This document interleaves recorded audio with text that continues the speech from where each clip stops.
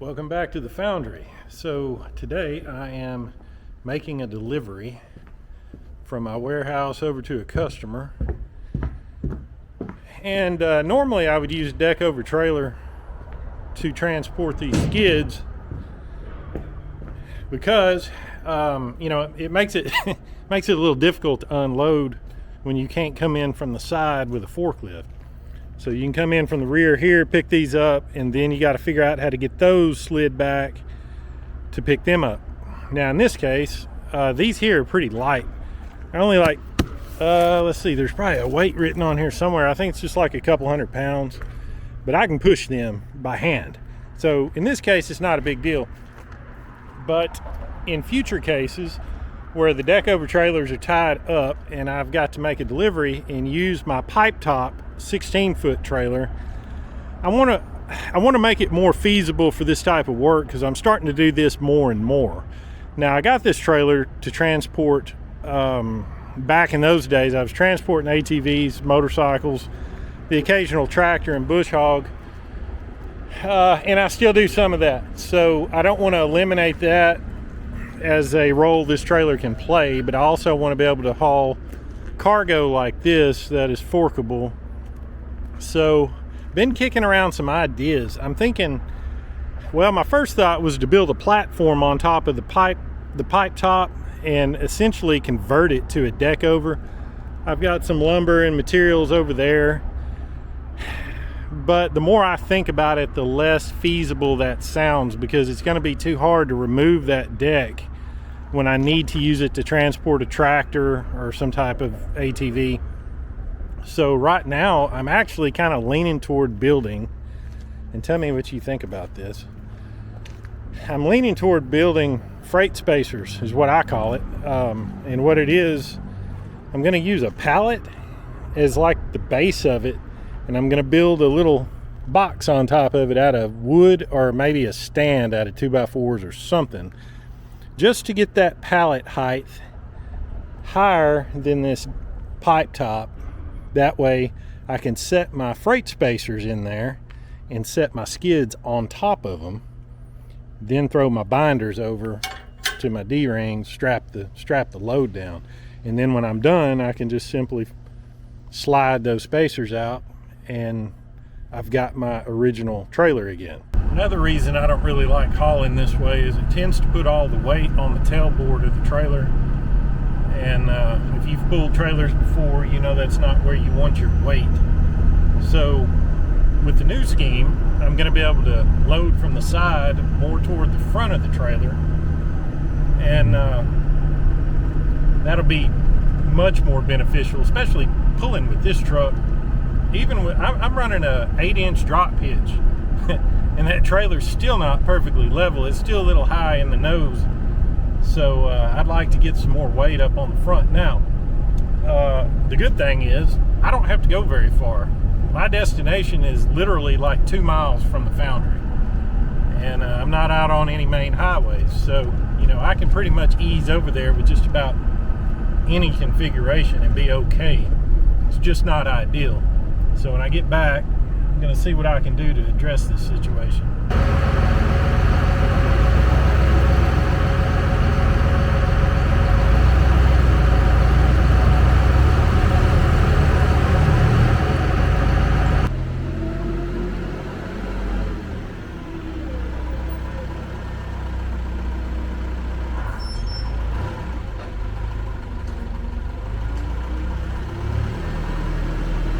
I do think I'm going to start by trying out a freight spacer first. Another idea I had, I kind of ruled it out, but that would be pretty much to put rails across the top, just like 2x6 rails, and with feet, so that they'll get their stabilization from the floor of the trailer and not have all the weight on the pipe top. But those are going to be kind of big, and I'm looking for easy to remove, so I can use this trailer for normal trailer duties besides just carrying palletized freight. So I've got these skids here, and I'm going to have to determine if they're going to fit width wise, two of them side by side, and still be easy to get out without wedging on the sides and, you know, things like that. If they're too wide, I'm going to have to do something else. But I selected these because they've got 2 runners in the middle, which is pretty strong.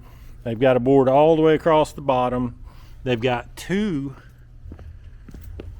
boards in the middle on the bottom. They also have cutouts for the side. Overall, I think these are very sturdy because these skids here, like a lot of these, are 1,500 pounds a piece.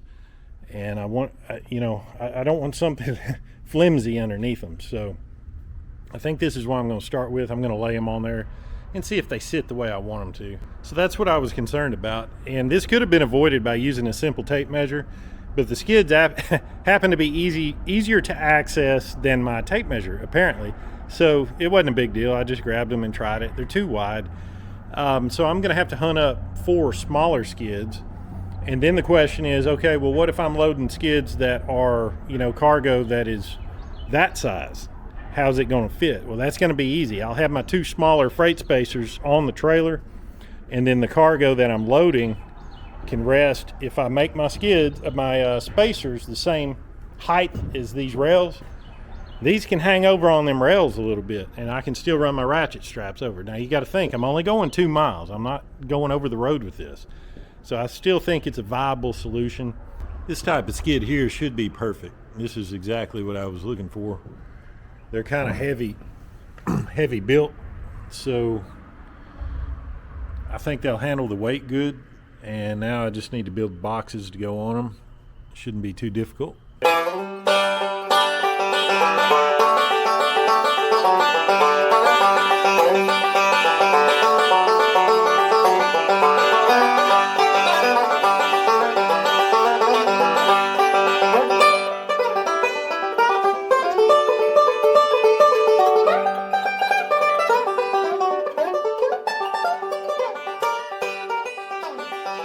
So that's it, and it's the perfect height for what I was after.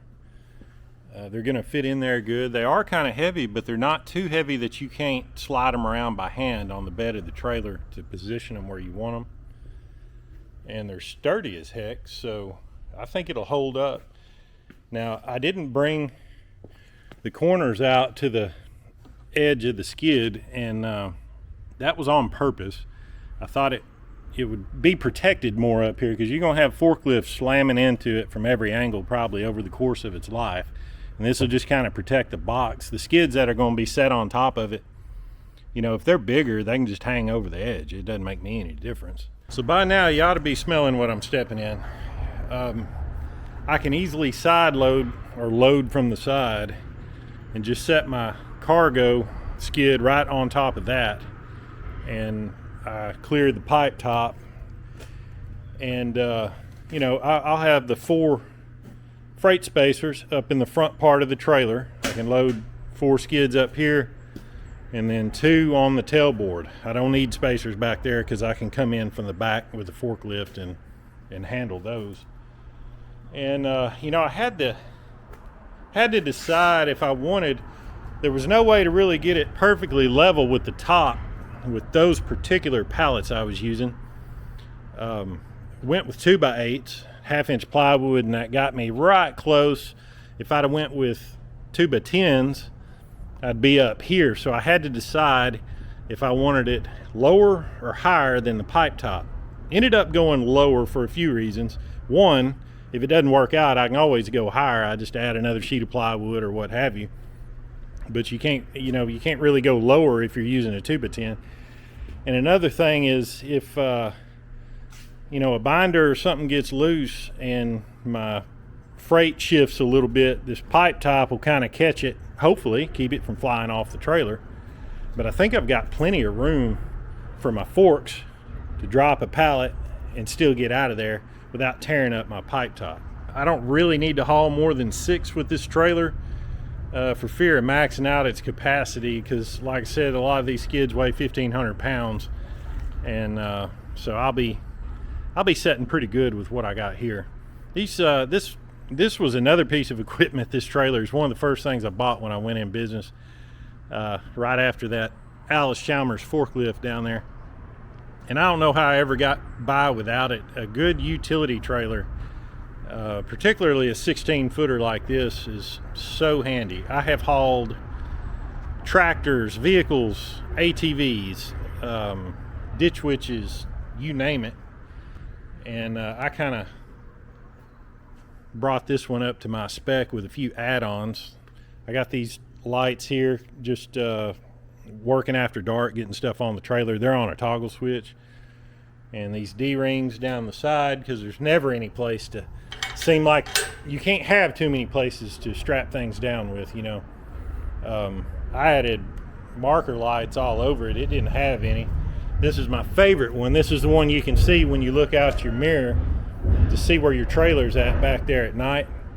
Some people put them up here, some people put them up here. I generally avoid putting them up here because they get busted out real easy.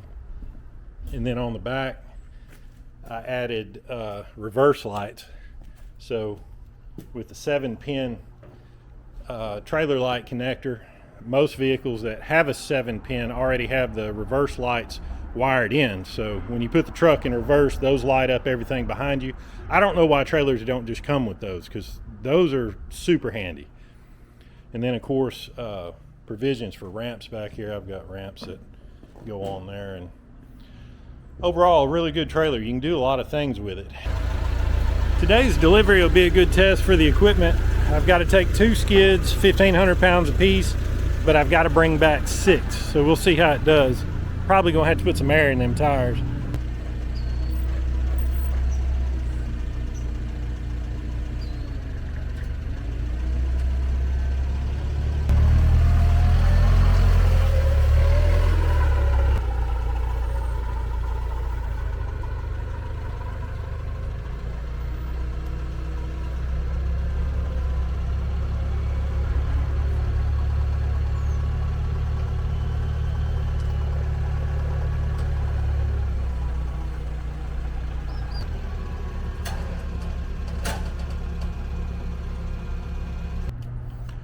Well, that's pretty much what I had in mind.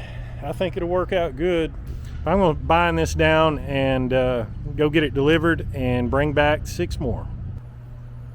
Turns out I only had to pick up 4. That's not unusual for them to change up the order when I get there, but I am going to have to think about putting some boxes on this tailboard, because they like to come out of the warehouse with them forked in from the side.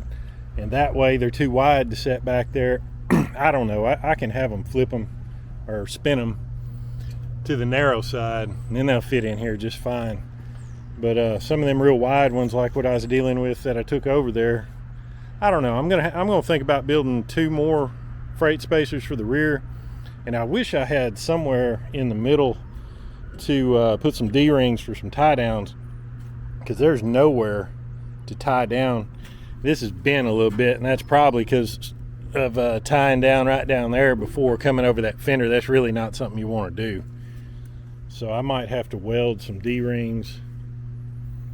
I may have to weld them up here on top of the pipes. I'm not sure yet. It's a work in progress, but overall I think the new freight spacers are a hit. I think they work good. And when not in use, they're perfectly stackable. So just stick them in the corner somewhere and forget about them till you need them again. Then grab the forklift or pallet jack or whatever and go retrieve them. I do think I'm going to put handles like right here. Next time I go to the hardware store, I'll pick up a few of them little metal handles.